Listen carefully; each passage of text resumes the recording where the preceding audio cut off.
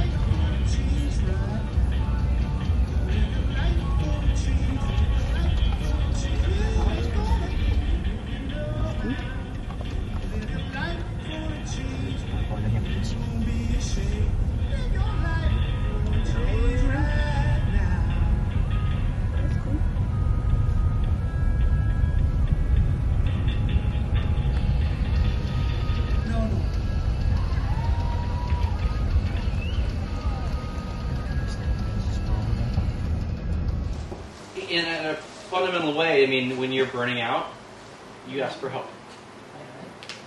Or where you're in crisis, you ask for help. So that's like, I mean, just part of the like basic framework. I mean, we'll get into some of the specifics of it, but like, I wanted to give you guys coping skills before I got like super far down the line.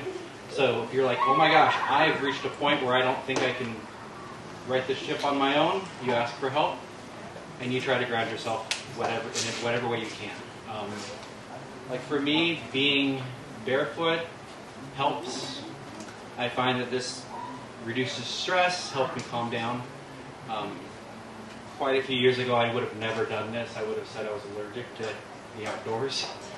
Literally had allergic reactions. As I worked on my mental health, my physical health improved, and grounding or earthing, depending on what you look up, has really helped. So.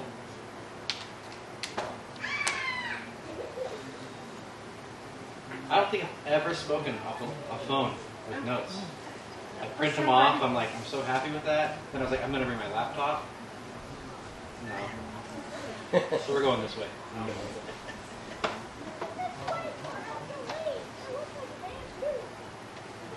So my day job, I'm a licensed marriage and family therapist, which means like I spend a lot of time talking about mental health, a lot of time getting mental health help. That's the background I'm speaking from, so that's like thousands of hours of training. Some of you know that very, like, practically. And so, I spend like all my days kind of like helping people navigate wherever they're at in crisis. So sometimes they're stable and like, okay, we're going to do some deeper work, and sometimes they're in crisis and we're going to like stabilize. For me, when I think about burnout, I think of the times I burn out. So the first time that I can technically say I burned out was 2004. I was throwing a lot of concerts. That was like my big thing. I was working really hard as a promoter. And and I look back, the thing that I was disconnected from was support and community. At the peak of that project, I had a staff of around 17. By the time it ended, I had a staff of about 2, and I was still doing the same amount of work. I experienced like, kind of like, who am I? Exhaustion at a very, very deep level. And I just remember being like, oh my gosh, what the heck's going on with me? I didn't know. I'm not really sure how I got out of that. I don't remember like a moment where I was like, okay, I'm better now. I know that I had friends that kind of came along and held space for me as they could. On my last record, there's a guy named David that I sing about that he kind of just showed up. Like a pastor friend that I didn't know, I now consider him a friend, but like he just sought me out and said, I want to know you. How can I support you? Which was like bizarre to me because I'd never had somebody that I didn't know just be like, I heard about you and I want to be your friend. And I mean, he might have saved my life. I don't know. It was huge. But I would say my friend David was probably the #1 grounding source for me in that space to like give me a spot to like talk. And that helped a ton. The next time I burnt out was 2007 that I'm aware of. Again, these are like, I was trying to like pick some dates. I did a 140-day US tour by myself in a van. And a week into the tour, I was like, oh my gosh, I'm going to push myself to the point where if I don't caffeinate, I'm going to die. So I drank coffee and energy drinks, and I swapped them out the whole tour, pushing myself to my physical limits. At some point, my eyesight started going. I started losing my night vision. My body started shutting down. Literally, I had like reduced flexibility. I had about 8 hours in a day that could be like functional. And so I was booking my concerts in accordance with that, knowing that I had to sleep as soon as the show was done. And I'd say it was burnout. Like, and it was affecting my body very, very seriously. But I got home, I took about 2 weeks to kind of I don't know, like my eyes came back and my body stopped, like had energy again. So I'm like, I was looking at all the like burnout resources, and like, I think the CDC says burnout's only related to work. And I was like, I just don't agree with that. Like I think burnout or compound stress can be related to anything that's compounding your stress. So definitely not talking about just a work thing. Somebody asked me, is it a church thing? Well, it can be. It can also be a home thing, a family thing, a mental crisis thing, from my perspective. So.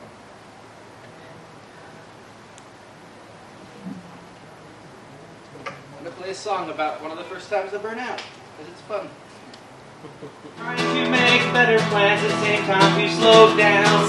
Get my Ford Econo line rushing from town to town. So I run.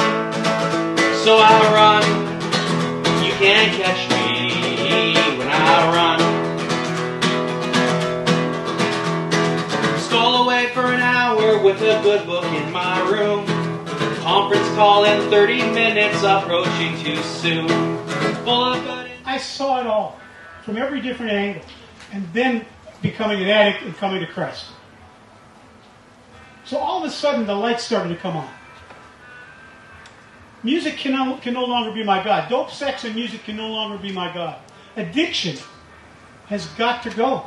And I couldn't do it. I tried. I was right ready to shoot heroin when I got saved. 2 weeks before my 18th birthday. And then I met these weird Jesus freaks. One more point and we'll blow through some of this. So I joined Jesus People in Milwaukee. That's a whole story in itself.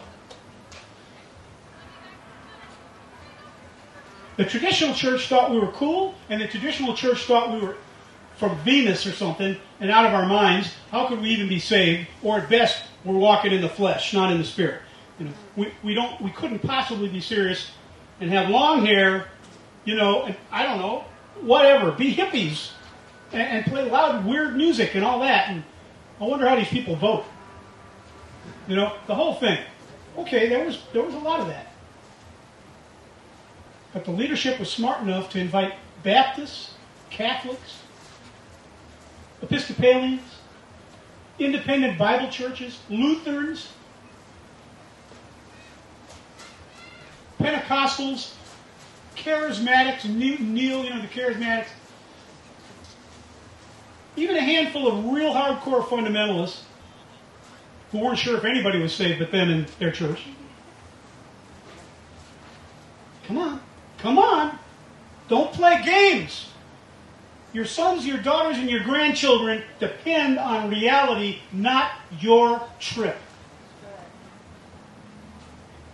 And the problem with this is that they all had some meat to eat, and we'd spit out the bones here and there. We ended up being the repository of every kind of teaching tape and book. Cornerstone Magazine kicked in, the festival. So if you ever attended, how many of you ever attended Cornerstone Festival? Are you getting a clue as to how that all happened now? It was because we had a boatload of burnout hippies who had done it all. And folks that grew up in church and never smoked a joint, hardly got, and some of them never even got drunk. Heck, I did everything you could do, every way you could do it, except run up heroin, and I was about to do that when I came to the Lord. Thank God, I wouldn't be here. I should have been dead at 20, 21 at the most. So at the end of the day, the issue of compassion can lead you into, you're so liberal, you're almost conservative. Or you become so conservative, you're almost a liberal. Because you're as dyed-in-the-wool and hardcore and boop, boop. Well, gee, where did the Pharisees and the Sadducees come from? And why did they have these attitudes about the Samaritans? And have you ever asked yourself why Jesus talks about the Samaritans, and the only time he does, he holds them up as an example of what it means to follow Jesus, follow the Father, follow God. By the way, the Samaritans' doctrine, their actual teaching, generally, if you ever really study the Samaritans, was off the wall in spots. Bogus. Jesus even talked to them about it. Jesus mentions that. So this idea that somehow we get in some kind of a spiritual slot, and anybody and anything outside of it is absolutely suspect. They're either not really Christians, they're super immature, or something, walking around in the flesh, they're not really in the Spirit of God. They obviously don't know what the Bible says about this, that, and the other thing. They never studied it. Well, look, I don't care how many charismatic Pentecost, I don't care how many words of wisdom and knowledge and the gift of discernment you may have, to write something off automatically, very quickly, as demonic. Sometimes. You better be real careful. What did I say at the top of this? I'm not the Holy Spirit, neither are you. And the problem is, instead of listening, oh, if my people would listen to me, from the book of Psalms. Disciple, in the Greek, connotation very deep there, a listener, a learner, and one who walks, applies. Fruit that remains. Hobbies in art are great. They are not automatically ministries. I've never seen anywhere in the Scripture the gift of art. Spiritual gift. Paul mentions the gifts of the Spirit, right? Galatians 5 and in other places. Music, the ability to sing, play, write music. But Jesus says, out of the abundance of the heart, the mouth speaks. So the speaker speaks. The writer writes. The author comes up with fiction or nonfiction. Some have teaching gifts, some don't, and still they teach. Gifts of the Spirit are one thing. Practical abilities, practical talents, are not gifts of the Holy Ghost. But the Spirit may very well use you. How do you grow in those skills and gifts? Carpentry, sculpting. How do you grow? You learn. You find a mentor or two or six. You sit under people and you go, whoa, now that's skill and ability. They may not know Jesus at all.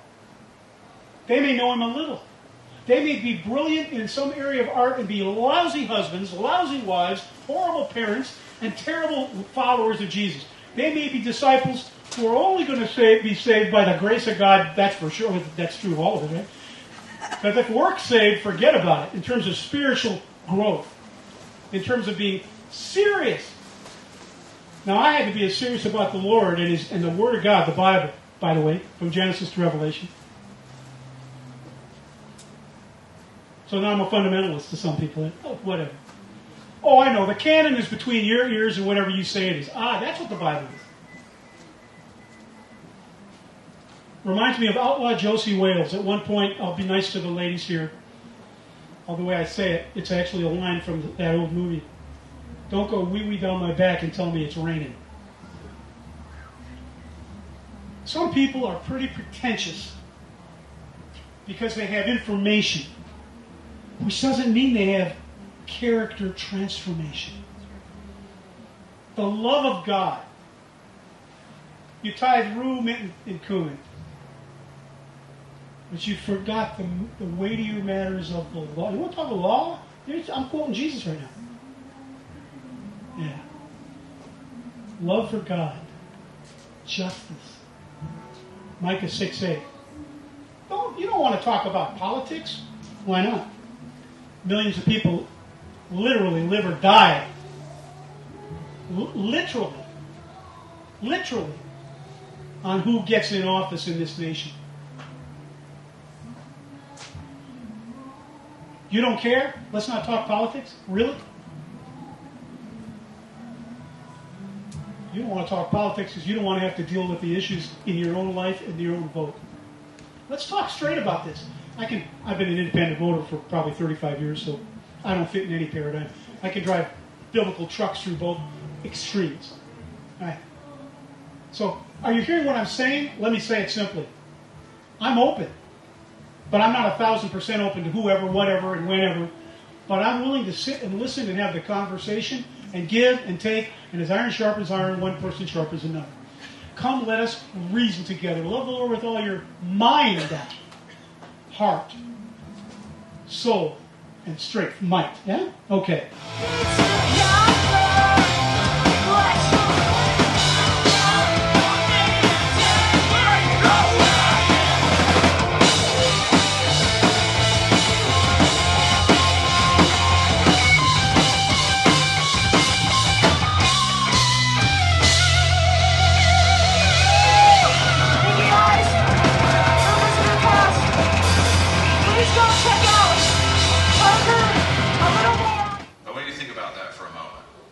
So you've got the hard right and the hard militant left and the religious right all in the same group, Jesus' disciples. How many of our churches reflect that kind of diversity of ideology? No, because Matt, you're a pastor, and if I go to your church and I don't agree with you, you're going to kick me out, right? No, I'm just kidding. Matt's not going to do that. But there are churches, right? If you can't sign the paper, you're not going to be allowed to, become a member. So just to look, for instance, that this, and fortunately I inherited this. I didn't come in with this mentality. I inherited this mentality from the church I work at. We just don't do politics from the pulpit. We talk about Jesus, and then there's implications for how we follow Jesus that might influence our politics, but we don't do the whole, political thing from the pulpit. Why? Because we've got those people in our pews. We've got the tax collector and the zealot and the fisherman in our pews, and we're encouraging everyone to follow Jesus. All right. Jesus was happy to welcome a zealot and a tax collector and a fisherman and a bunch of other guys into his following. And I'm going to make another bold statement. If our tribes and our churches don't reflect that kind of ideological diversity, we're not really patterned after Jesus. As much as we might say we are and want to mean it. All right. Now let's talk about the flip side of that, because Jesus called those people to follow him, but he also calls his followers to be changed into his likeness. Not ours. So I'm not going to go to Matt's church and have Matt change me into another version of himself, and I know Matt wouldn't want to do that. But we do that in churches, right? I mean, how many of you, when you got saved, thought you had to start voting Republican if you didn't already? Or liberal or Democrat if you're on the other side, right? That's not the point.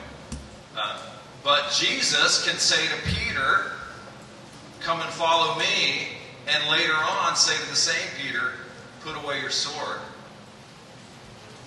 He can pick up the man's ear and put it back on because Peter was taking his devotion to Christ down the wrong path. Right? He can tell the tax collector, like John the Baptist told them, stop cheating people. You want to come and follow me? Come and follow me. I'll accept you as you are, but you got to stop robbing people. Take only what you actually need for their taxes. He can tell the zealot, my kingdom is not of this world. If it were, yeah, we just go overthrow the oppressors, but that's not what my kingdom is about. There's a lot of talk these days about Jesus flipping the tables. You know, that's become like a popular phrase, which I love, because I love getting people talking about the Bible and stuff. But one thing I've noticed is that when we talk about flipping tables, we're always talking about flipping somebody else's table.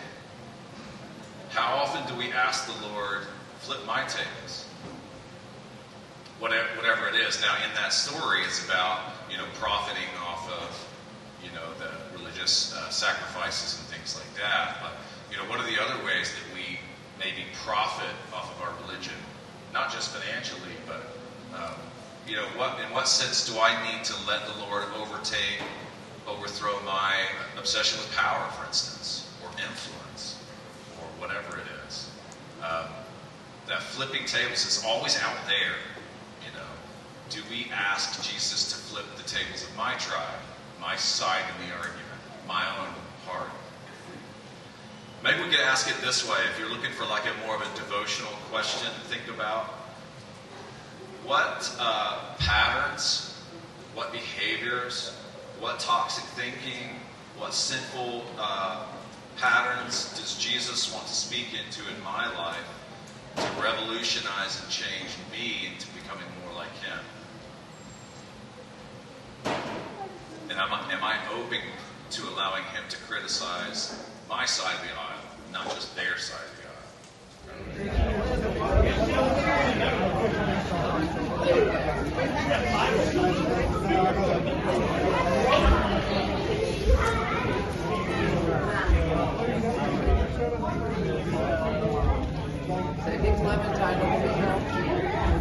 Oh, just Clementine.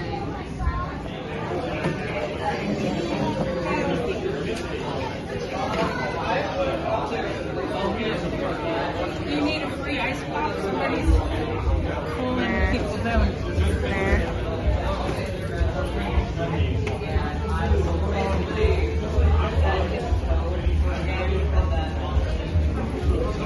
Yeah, I need to eat something. I'm not.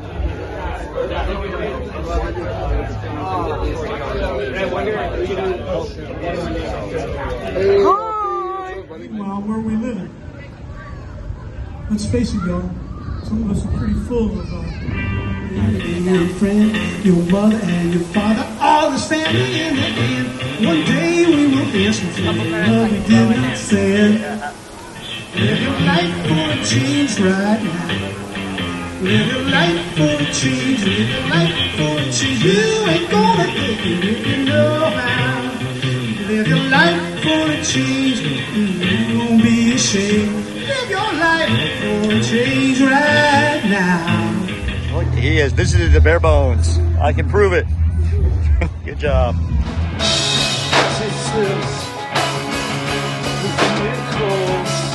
So tell me, won't you tell me, is this really all? You're going, stop screaming, maybe live with any time.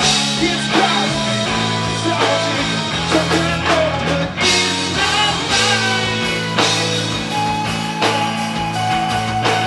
It is not mine. It's revolution. When we think we want to see revolution big, we want to see millions of people in the street, and we want to hear a song that everybody is singing, and we want anthems. I mean, I'm not lying. I would love that too. But that is the tip of the iceberg. What we need is the iceberg. What we need are lots of people in small groups gathering and doing this, building, that we've just spent all this time talking. When we offer the counter to all of this stuff in small cellular ways, the organism can grow much more passionately, much more healthy than the organization that we're trying to subvert, right?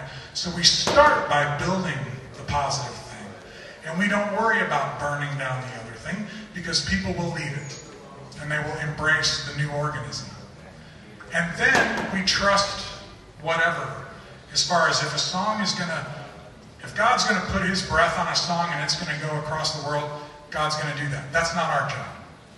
You know, I manage a worship team out of Chicago. They write worship songs for their own community, and one of their songs, a song called Make Room, blew up. It's like one of the top 25, 26 songs in the whole world. That's not because we've done any marketing or weird, there's no hit version of it. We just re-recorded it to make more of a gospel version of it. But we just steward it. It's not some big celebrity thing. That's God's doing. We don't worry about it. But we have to know how the business works to be faithful stewards of it. So I'm honored to work with them. But this is a story that's about that. Tonight, if you come to the thing I'm doing at 8:20 over at the Burning Town thing, I'll read some sections from it, and we're going to play some of the songs that are in the book and that kind of stuff. Hopefully I'll have a voice. Woo! Yeah, collective! Woo! Yes! And also with you!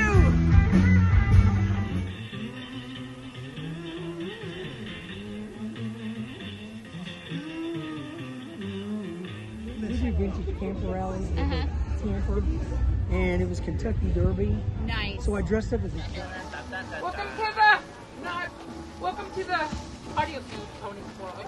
And you guys, it's just time to horse around and have a good, clean, fun, simple, and just enjoy ourselves.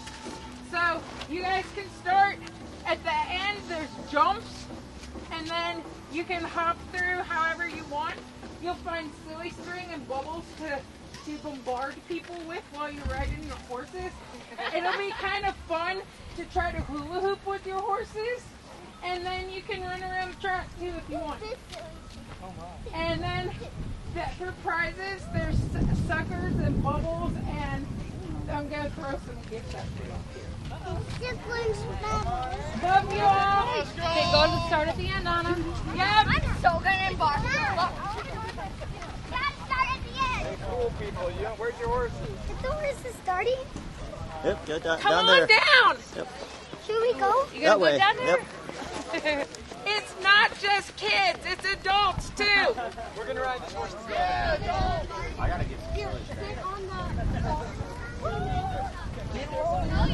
They're lining up. Go!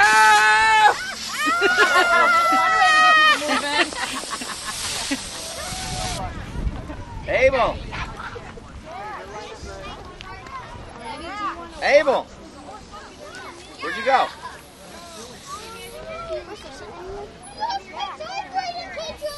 It's okay, we'll find him. Over there.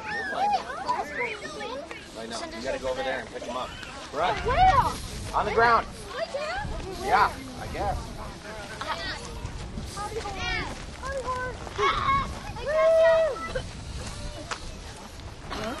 Get down to the store, Elphie. You wanna go? Oh yeah, I got you. Dad, how many can we have? Go! Elphie, let's go. Pretend to ride the horse. We went home. We went home, Dad. Great game. There's bubbles out there.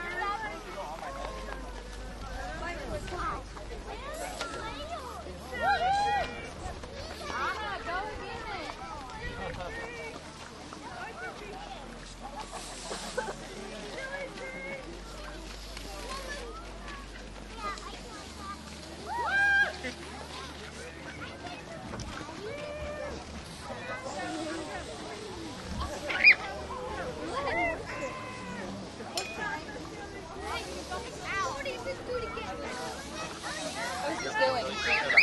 I guess you start down there and go that way. As according to the rule maker, I don't know. Being that y'all are punk rock, you can do whatever you want. I mean.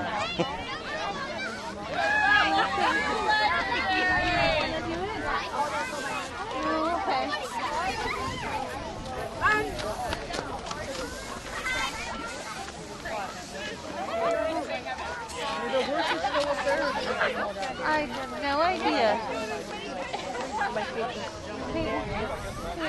Are the horses that were in the photo?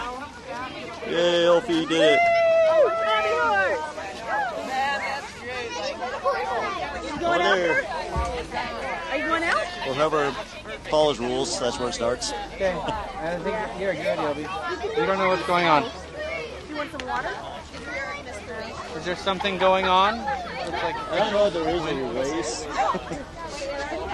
It's going on now. It's Is there like an obstacle course? yeah, it's down there. You just walk it. Okay. You want to do it with me? I will just step in. Yeah, I love obstacle courses. I don't have Nate. I don't have the hands. I don't either. Here, Electra, take this. Oh, that's pink. I want the more pink. The hard thing is, Come on, let's go do it.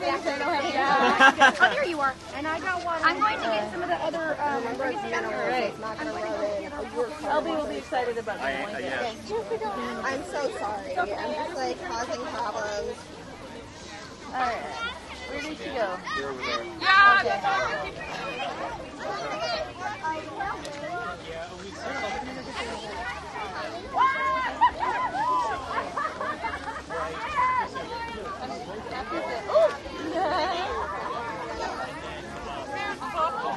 Are you able to get any video of that?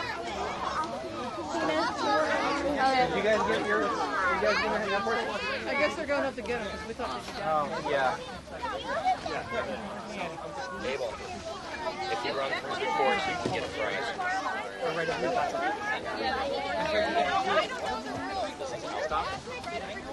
I'll move out of your way, Joel. oh yeah, there's bubbles for you. Best race ever. Some bubbles. You want to borrow my hobby horse? Right here. I guess that doesn't work. You want to borrow my hobby horse? You sure? I'm friends with them. Yes. You see the guy get the shot.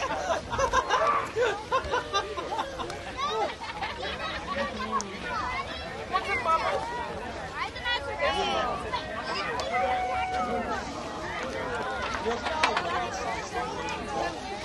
Oh, they found it. Not your fault. Not your white pass. Anybody want bubbles? Yeah, You want take bubbles?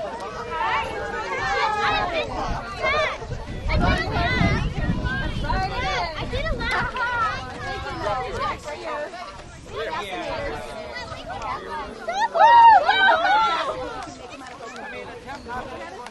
Hey, girl, Amanda! Come on, Amanda! Amanda! Woo! Oh, they're just jousting, I think. I don't think it's racing.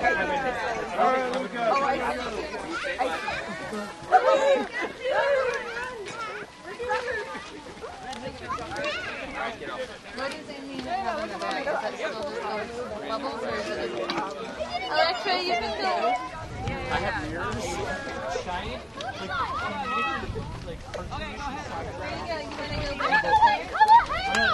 Those spiral ones. You put money in our Alright. I'm hot. So if you're here, when you We're going to go back up there. He said he was hot.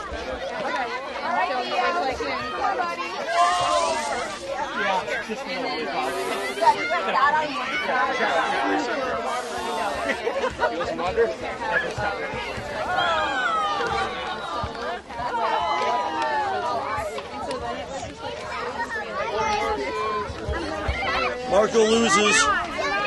Marco lost. No, I just. Look, McGee did it. He's got kids. Everyone got to go. Well, it should be too because I can't. He's raising a Now I can have a little apple in my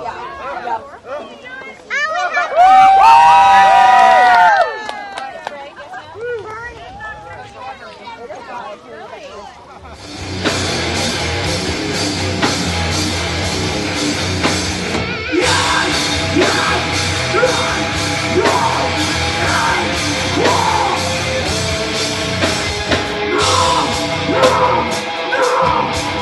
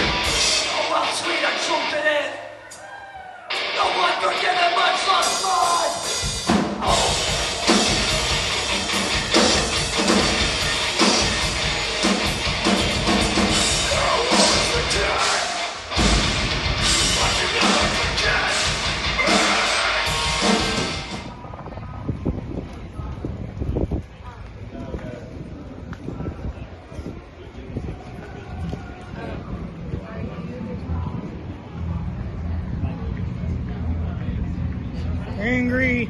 Roar.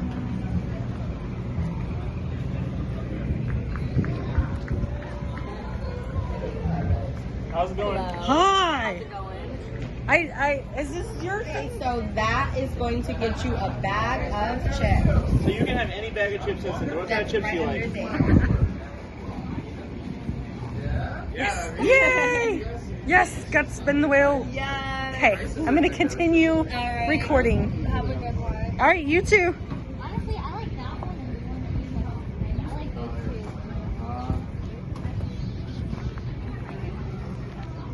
two. Hi.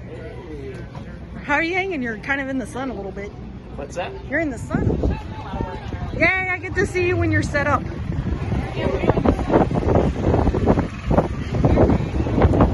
What are you about? I'm all about the Benjamins. The Benjamins. All about the Benjamins. What are you about?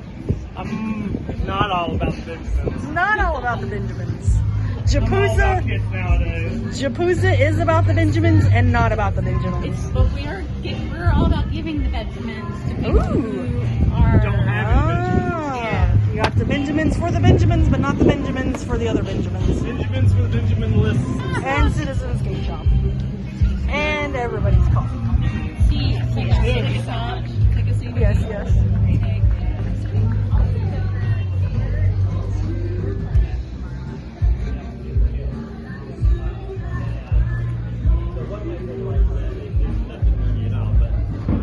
I just come in and I say, when you have a chocolate chip cookie in front of you, you don't hope for another one. You just eat it. You enjoy it. Then, in the absolute terror that all the cookies are gone, then you hope for another one. I love it. I love it. Now for books, I'm like, I'm a curious one man. I want to continue to back up. Yeah. No, I mean, I know. No, I have been. This was about. Hello. We got some Vision of God records. These look like CDs. Yeah. Oh, those are records. We got records. I'm just kidding. I'm just messing. Boys in vegetables have me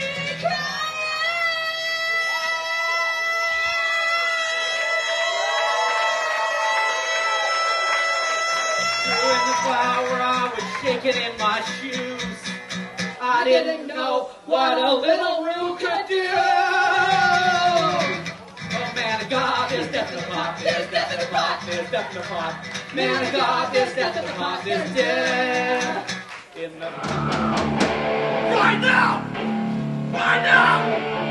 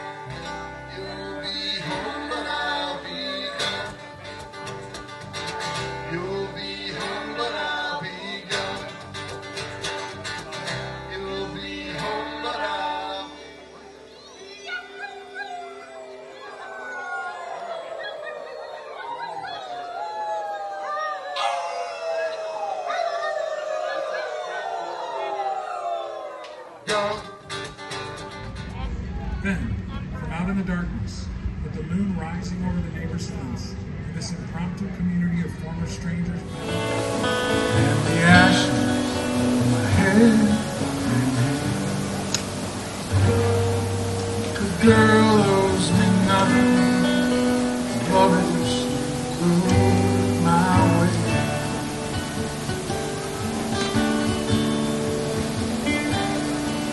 The girl owes me nothing. often what I owe her cannot repay.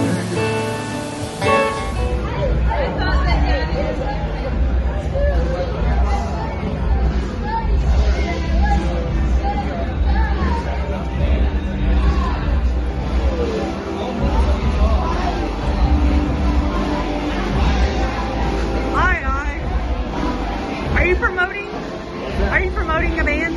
Promoting a band? Yeah. What? Are y'all promoting? All I wanna do is wake up next to you, and when we say goodbye, I wanna hold you tight and not let go.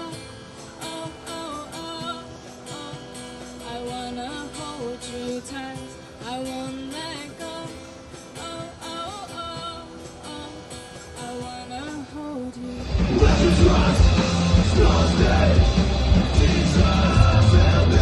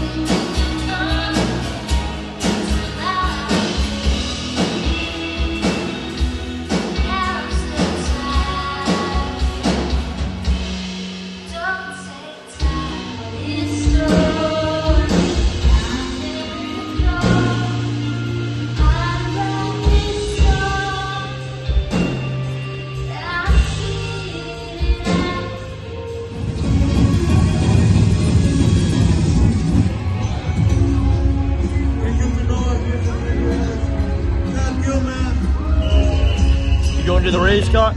What? You going to the kid rave? No.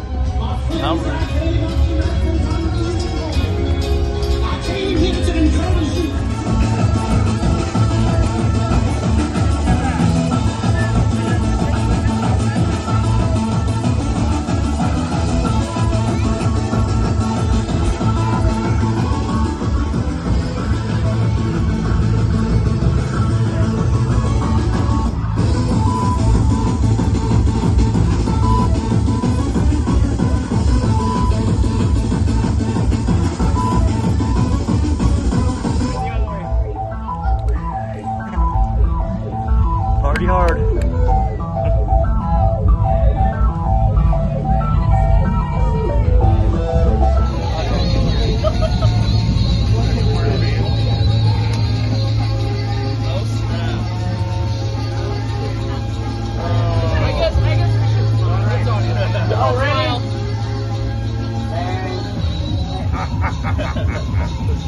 There's something weird on 3, okay?